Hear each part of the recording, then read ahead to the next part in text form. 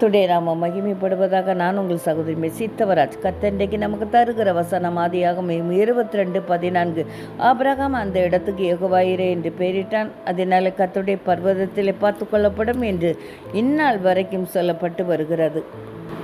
தேவாதி தேவன் முதிர் வயதிலே ஆபிரகாமுக்கு ஈசாக்கை தருகிறார்.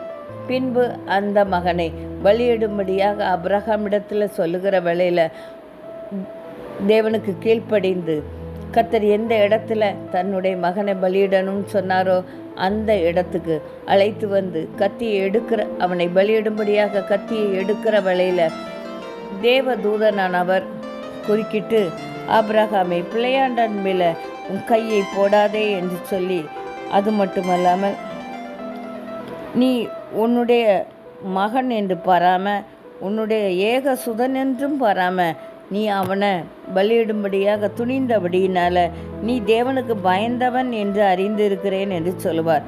அதன் பிறகு ஆபிரகாம் தன்னுடைய மகனுக்கு பதிலாக பலியிடும்படியாக கண்களை ஏறெடுத்து பார்க்கையிலே ஒரு ஆட்டுக்கடா விடை கொம்பு புதரில் சிக்கப்பட்டு அது அங்கே நிற்கிறதை கண்டு அந்த ஆட்டுக்கடாவை எடுத்து அழைத்து வந்து தேவனுக்கு பலியிடுகிறார்.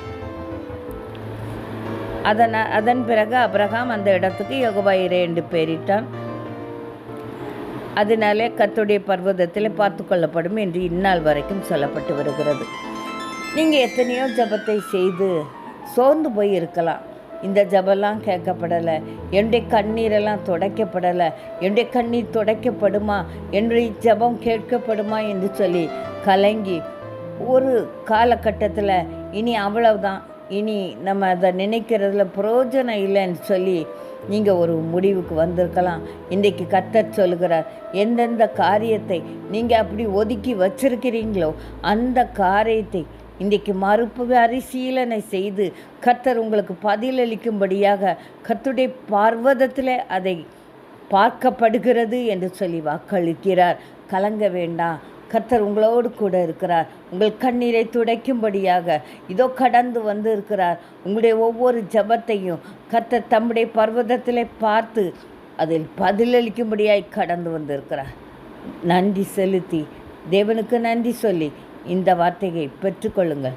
கர்த்தர் தாம் இந்த வார்த்தையை ஆசீர்வதிப்பாராகவே.